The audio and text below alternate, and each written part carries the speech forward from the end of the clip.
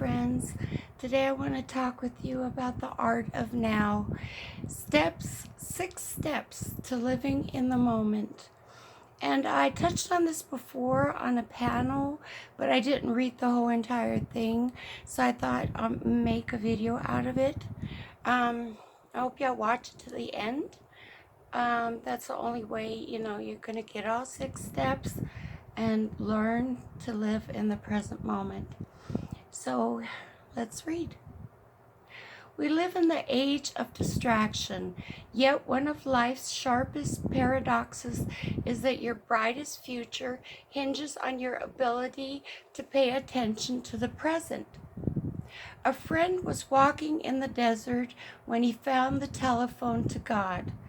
The setting was Burning Man, an electronic arts and music festival for which 50,000 people descend of Black Rock City, Nevada.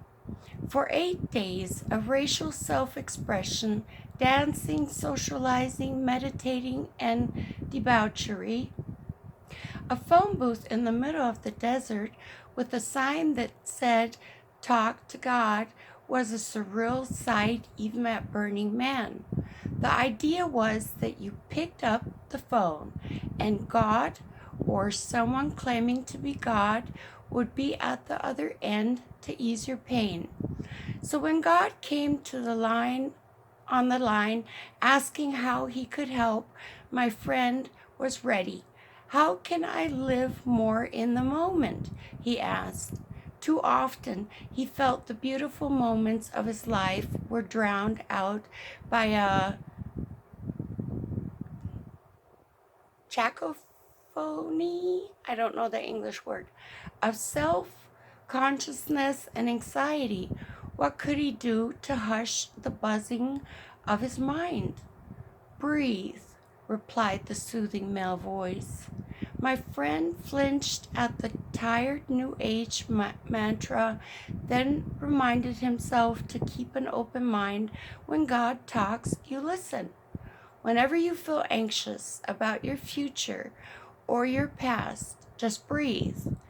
Continue, God. Try it with me a few times right now.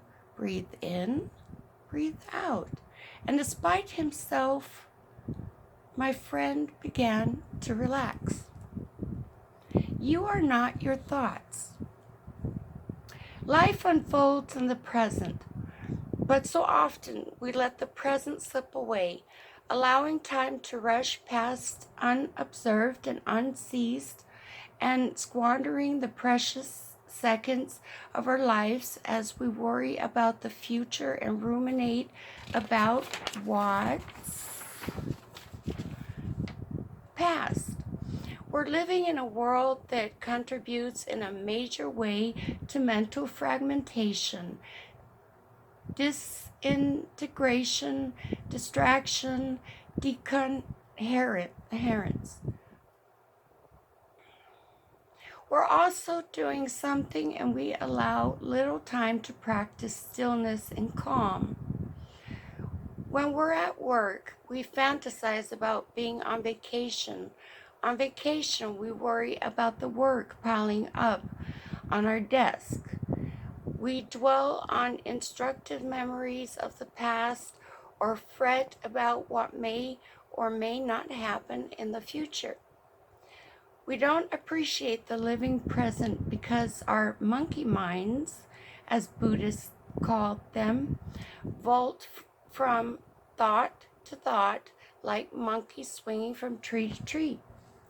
Most of us don't undertake our thoughts in awareness. Rather, our thoughts control us.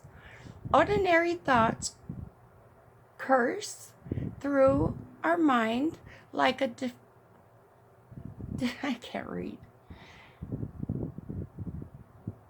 Deafening waterfall, writes John Kabat-Zinn, the biomedical scientist who introduced meditation into mainstream medicine.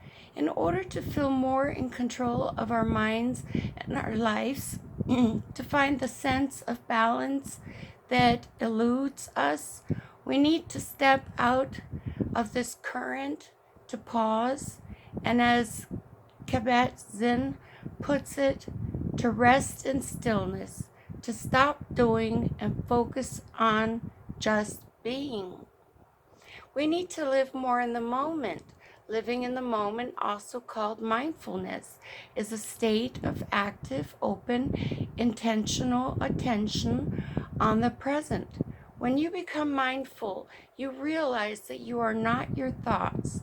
You become an observer of your thoughts from moment to moment without judging them. Mindfulness involves being with your thoughts as they are, neither grasping at them nor pushing them away.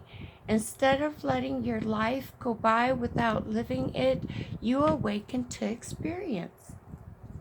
Cultivating a non-judgmental awareness of the present bestows a host of benefits. Mindfulness reduces stress, boosts immune functioning, reduces chronic pain, lowers blood pressure, and helps patients cope with cancer. By alleviating stress, spending a few minutes a day actively focusing on living in the moment reduces the risk of heart disease. Mindfulness may even slow the progression of HIV. Mindful people are happier, more exuberant, more empathetic, and more secure. They have higher self-esteem and are more accepting of their own weaknesses. Anchoring awareness in the here and now reduces the kinds of impulsivity and reactivity that underlie depression, binge eating, and attention problems. Mindful people can hear negative feedback without feeling threatened. They fight less with their romantic partners and are more accommodating and less defensive. As a result, mindful couples have more satisfying relationships. Number 1, to improve your performance, stop thinking about it on self-consciousness. I've never felt comfortable on a dance floor. My movements feel awkward. I feel like people are judging me. I never know what to do with my arms. I want to let go, but I can't because I know I look ridiculous. Loosen up. No one's watching you. People always say, everyone's too busy worrying about themselves. So how come they always make fun of my dancing the next day? The dance world has a term for people like me, absolutely beginner, which is why my dance teacher, Jessica Hayden, is owner of Chakra Studio in Manhattan, started at the beginning sitting me down on a bench and having me tap my feet to the beat as Jay-Z thumped away in the background. We spent the rest of the class doing isolations, moving just our shoulders, ribs, or hips to build body awareness.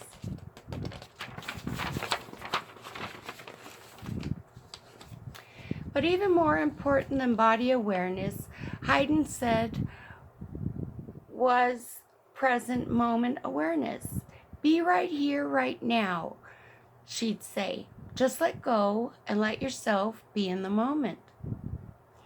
That's the first paradox of living in the moment. Thinking too hard about what you're doing actually makes you do worse. If you're in a situation that makes you anxious, giving a speech, introducing yourself to a stranger, dancing, focusing on your anxiety tends to heighten it. When I say be here with me now, I mean don't zone out or get too in your head. Instead, follow my energy, my movements, says Hayden. Focus less on what's going on in your mind and more on what's going on in the room. Less on your mental chatter and more on yourself as part of something. To be most myself, I needed to focus on things outside myself, like the music or the people around me. Indeed, mindfulness blurs the line between self and other, explains Michael Kernis, a psychologist at the University of Georgia. When people are mindful, they're more likely to experience themselves as part of humanity, as part of a greater universe. That's why highly mindful people, such as Buddhist monks, talk about being one with everything.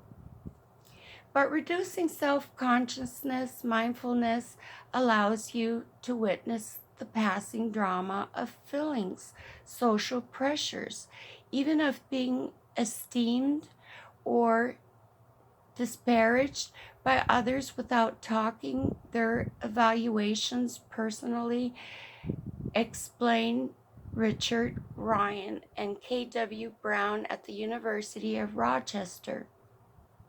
When you focus on your immediate experience without attaching it to your self-esteem, unpleasant events like social rejection or your so-called friends making fun of your dancing seems less threatening.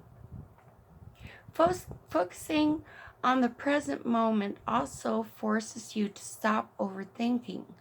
Being present-minded takes away some of that self-evaluation and getting lost in your mind, and in the mind is where we make the evaluations that beat us up, says Stephen Schuler, a psychologist at the University of Pennsylvania. Instead of getting stuck in your head and worrying, you can let yourself go. 2. To avoid worrying about the future, focus on the present. Savoring. In the memoir Eat, Pray, Love, Elizabeth Gilbert writes about a friend who, whenever she sees a beautiful place, exclaims in a near panic, "It's so beautiful here. I want to come back here someday." It takes all my persuasive powers, writes Gilbert, to try to convince her that she is already here. Often we're so trapped in thoughts of the future or the past that we forget to experience, let alone enjoy what's happening right now. We sip coffee and think, this is not as good as what I had last week. We eat a cookie and think, I hope I don't run out of cookies. Instead, relish, or luxuriate in whatever you're doing at the present moment, what psychologists call savoring. This could be while you're eating a pastry, taking a shower, or basking in the sun. You could be savoring a success or savoring music, explains Sonia Lyubomirsky, a psychologist at the University of California at Riverside and author of The How of Happiness. Usually it involves your senses.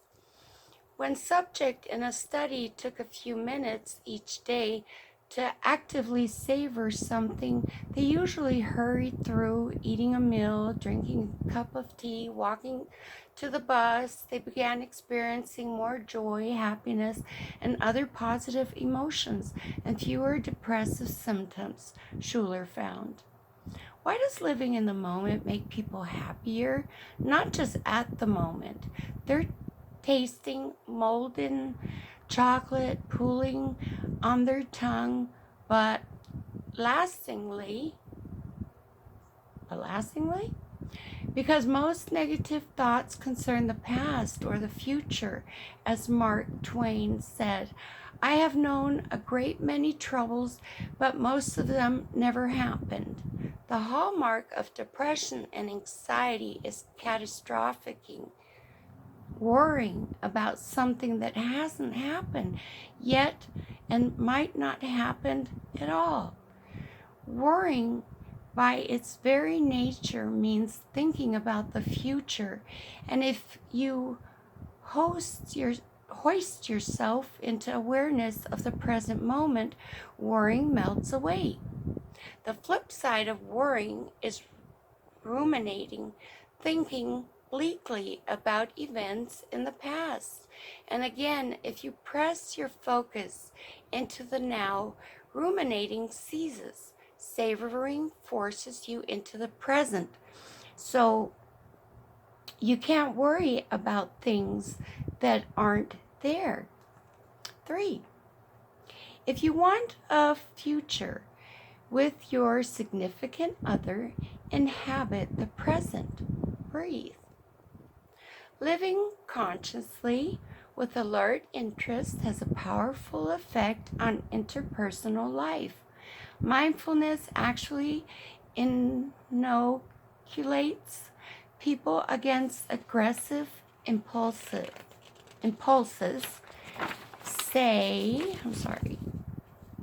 Whitney Hepner and Michael Kernis in the University of Georgia.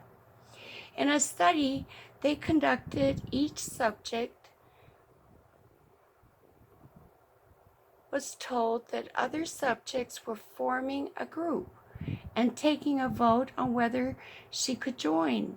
5 minutes later, the experimenter announced the results. Either the subject had gotten the least number of votes and been rejected, or she'd been accepted. Beforehand, half the subjects had undergone a mindfulness exercise in which each slowly ate a raisin, savoring its taste and texture, and focusing on each sensation. Later, in what they thought was a separate experiment, subjects had the opportunity to deliver a painful blast of noise to another person. Among subjects who hadn't eaten the raisin, those who were told they'd been rejected by the group became aggressive, inflicting long and painful sonic blasts without provocation. Stung by social rejection, they took it out on other people. But among those who'd eaten the raisin first, it didn't matter whether they'd been ostracized or embraced. Either way, they were serene and unwilling to inflict pain on others, exactly like those who were given word of social acceptance. How does being in the moment make you less aggressive? Mindfulness decreases ego involvement, explains Kernis. So people are less likely to link their self-esteem to events and more likely to take things at face value. Mindfulness also makes people feel more connected to other people. That empathic feeling of being at one with the universe. Mindfulness boosts your awareness of how you interpret and react to what's happening in your mind. It increases the gap between emotional impulse and action, allowing you to do what Buddhists call recognizing the spark before the flame. Focusing on the present reboosts your mind so you can respond thoughtfully rather than automatically. Instead of lashing out in anger, backing down in fear, or mindlessly indulging a passing craving, you get the opportunity to say to yourself, "This is the emotion I'm feeling. How should I respond?" Mindfulness increases self-control since you're not getting thrown by threats to your self-esteem. You're better able to regulate your behavior. That's the other irony. Inhabiting your own mind more fully has a powerful effect on your interactions with others. Of course, during a flare-up with your significant other, it's rarely practical to duck out and savor a raisin. But there's a simple exercise you can do anywhere, anytime to induce mindfulness. Breathe. As it's turning out, the advice my friend got in the desert was spot on. There's no better way to bring yourself into the present moment than to focus on your breathing, because you're placing your awareness on what's happening right now. You propel yourself powerfully into the present moment. For many, focusing on the breath is the preferred method of orienting themselves to the now, not because the breath has something magical property, but because it's always there with you. 4. To make the most of the time, lose track of it. Flow. Perhaps the most complete way of living in the moment is the state of total absorption psychologists call flow. Flow occurs when you're so engrossed in a task that you lose track of everything else around you. Flow embodies an apparent paradox. How can you be living in the moment if you're not even aware of the moment? The depth of engagement absorbs you powerfully, keeping attention so focused that distractions cannot penetrate. You focus so intensively on what you're doing that you're unaware of the passage of time. Hours can pass without you noticing. Flow is an elusive state. As with romance or sleep, you can't just will yourself into it.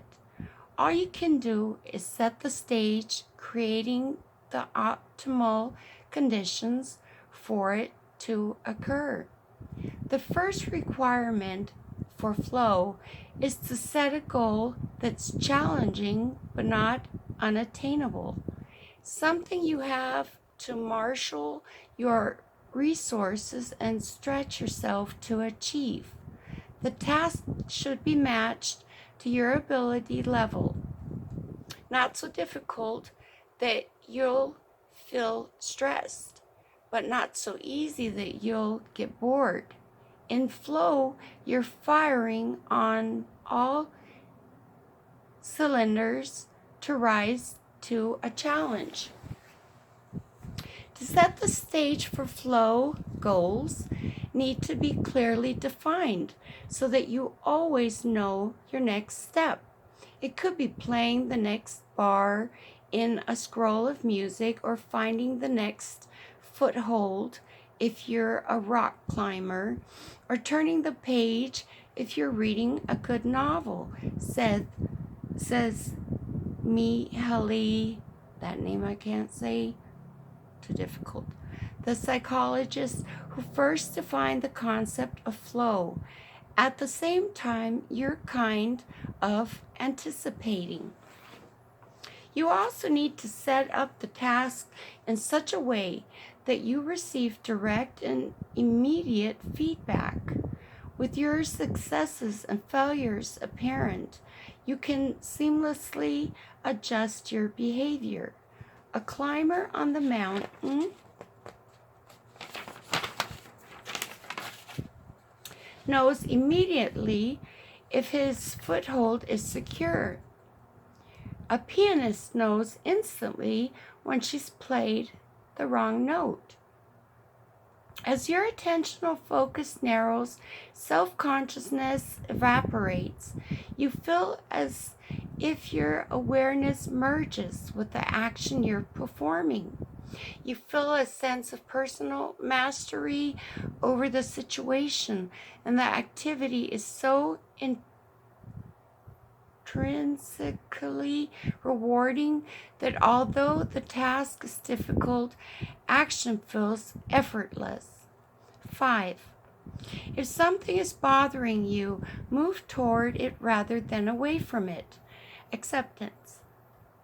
We all have pain in our lives, whether it's the ex we still long for, the jackhammer snarling across the street, or the sudden wave of anxiety when we get up to give a speech. If we let them, such irritants can distract us from the enjoyment of life.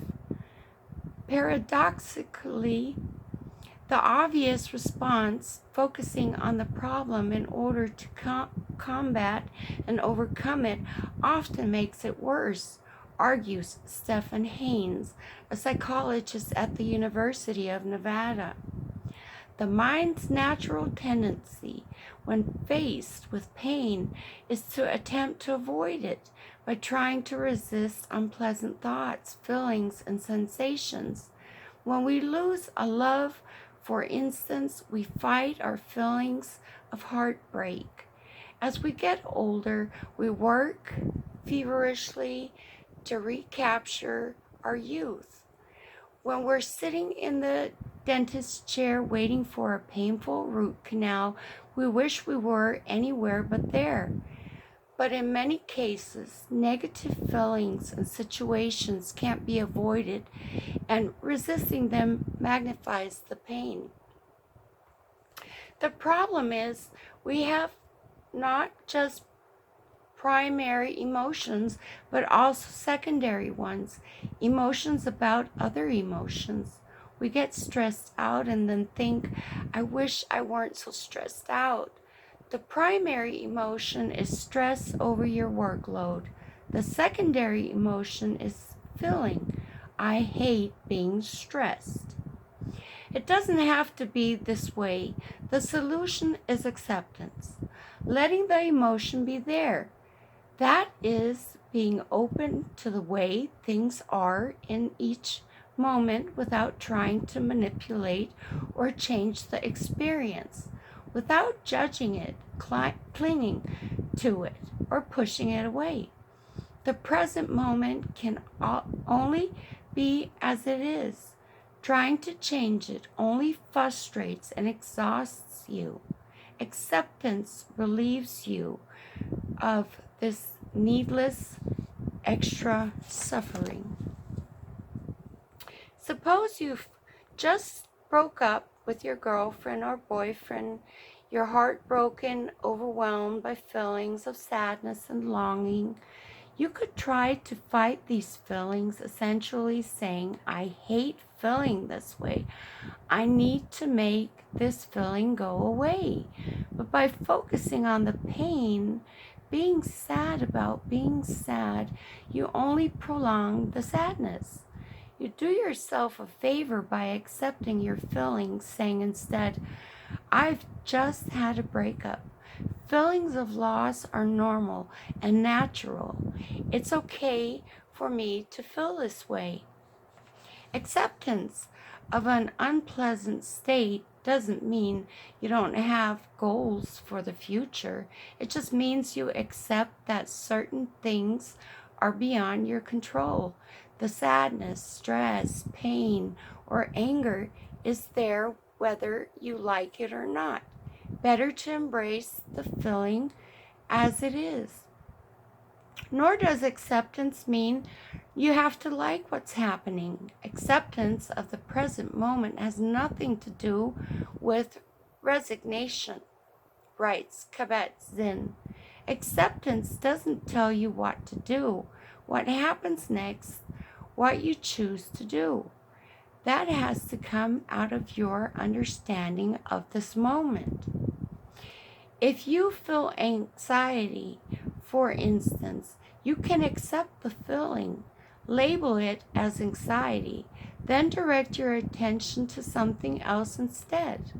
You watch your thoughts, perceptions, and emotions flit through your mind without getting involved.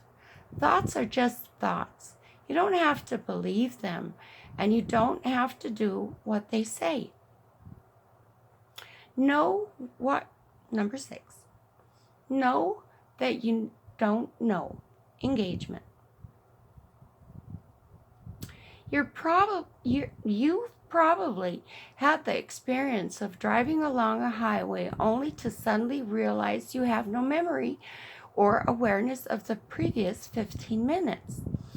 Maybe you even missed your exit. You just zoned out. You were somewhere else, and it's as if you've suddenly woken up at the wheel.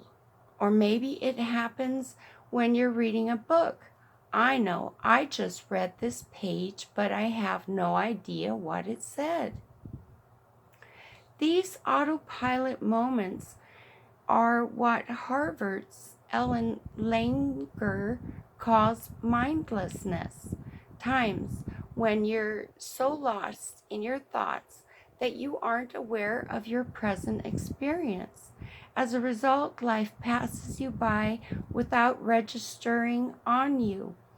The best way to avoid such blackouts, Langer says, is to develop the habit of always noticing new things in whatever situation you're in. That process creates engagement with the present moment and releases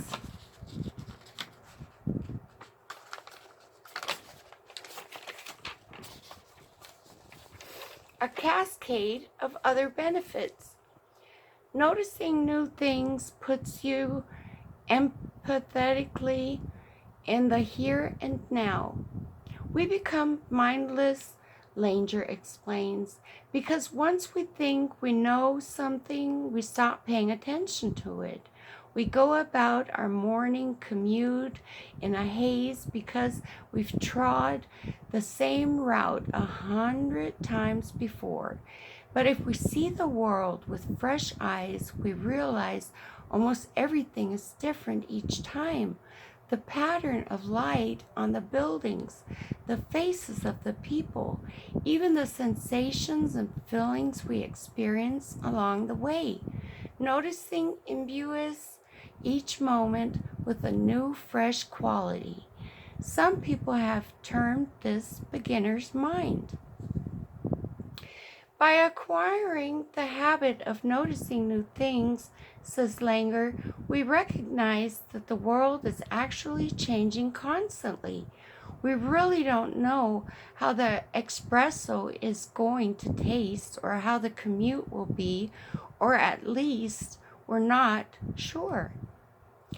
Orchestra musicians who are instructed to make their performance new in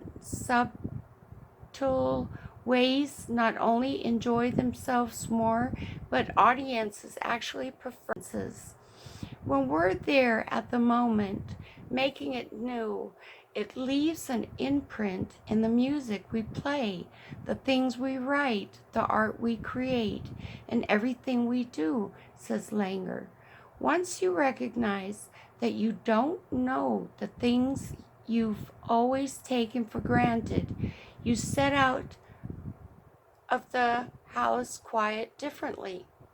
It becomes an adventure in noticing, and the more you notice, the more you see, and the more excitement you feel. Don't just do something, sit there. Living a consistently mindful life takes effort, but mindfulness itself is easy. People set the goal of being mindful for the next 20 minutes or the next 2 weeks.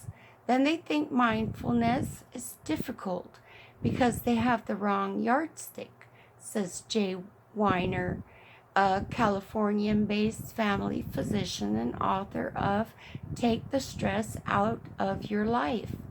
The correct yardstick is just for this moment. Mindfulness is the only intentional, systematic activity that is not about trying to improve yourself or get anywhere else, explains Kabat-Zinn. It is simply a matter of realizing where you already are. A cartoon from the New Yorker sums it up.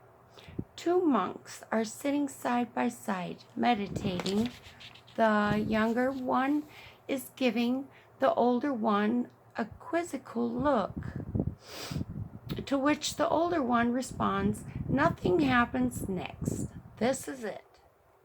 You can become mindful at any moment just by paying attention to your immediate experience. You can do it right now. What's happening this instant? Think of yourself as an eternal witness and just observe the moment. What do you see, hear, smell?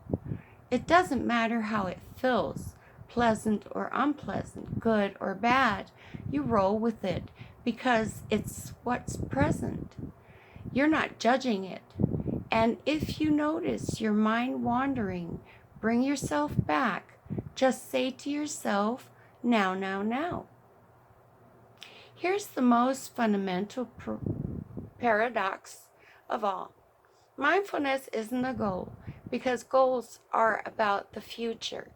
But you do have to set the intention of paying attention to what's happening at the present moment. As you read the words printed on this page, as your eyes distinguish the black squiggles on white paper, as you feel gravity anchoring you to the planet, wake up. Become aware of being alive and breathe. As you draw your next breath, focus on the rise of your abdomen, on the in-breath, the stream of heat through your nostrils, on the out-breath. If you're aware of that feeling right now as you're reading this, you're living in the moment. Nothing happens next. It's not a destination. This is it. You're already there. So, it's hard, to stay in the present moment. I understand, like often our mind wanders off and wants to go in the past or wants to try to think of the future, which we don't know. But, try to stop your mind and focus on tasks, do something, turn up some music, dance. It doesn't matter what you look like when you dance, it really doesn't matter. Yeah, it's very important to stay in the moment. I think so because, I have a lot of wandering thoughts, and my thoughts just try to control me and want me to think what they want me to think, and I don't want to think them because they bring back bad feelings or bad memories, and so I try to bring myself back. Now, say to your mind, and try to focus on something else. Bring your mind away from what you're thinking of, and it's tough. It's tough to do, but if you practice it, you'll get there. And I have to practice it on a daily basis, But remember to breathe, okay? Breathe in, breathe out, Remember to stop your mind when it's doing its own thing. You can take control, You can be in the moment. And it's a wonderful thing to be because, I noticed that when I'm in the moment, I'm not thinking about my illness. I'm not feeling sick. I'm not feeling mentally disturbed, or however you want to put it. I don't feel that way. I feel like maybe the song that I'm listening to, or maybe the book that I'm reading, or just being on YouTube watching some videos or live streams. I feel like, I'm there, You know, I'm in the present moment. So I wish you the best. God bless you. I love you. I hope you watch this to the end. You learned something as usual. I wish you that. Yeah. All right. Bye, guys. Love you.